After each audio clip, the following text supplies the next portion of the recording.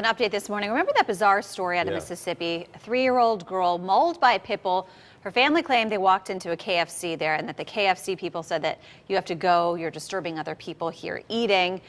It really turned into this firestorm. A lot of people around the country talking about a KFC offered a $30,000 gift to help this girl get the surgery she needed. But then it kind of came out that this story may not have been true. They looked into security cameras, never saw the actual family at any KFC in Mississippi. There are question marks across the board on this case right here. It's back in the news today because a doctor in Florida has offered to help her, get a new artificial eye and help with her facial reconstruction. You know, Allie, the first thing that jumps out at me here is that it doesn't pass the reality test. Who would do that? I mean, what manager of any fast food restaurant would do that?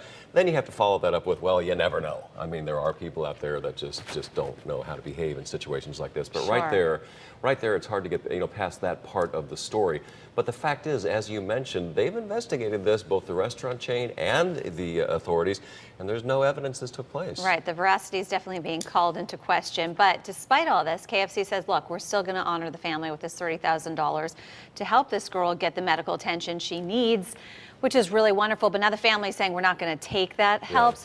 That might maybe say a lot about whether this story is in fact untrue.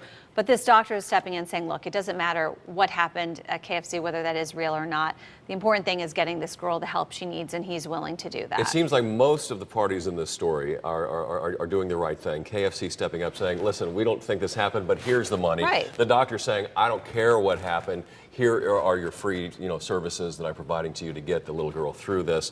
And I guess it's all going to get sorted out in court, it sounds like, one way or the other. Exactly. At the end of the day, it's about a little girl who's injured, who needs some help, and people are really stepping in for that. And the doctor says she needs lots of help for a long time. Exactly.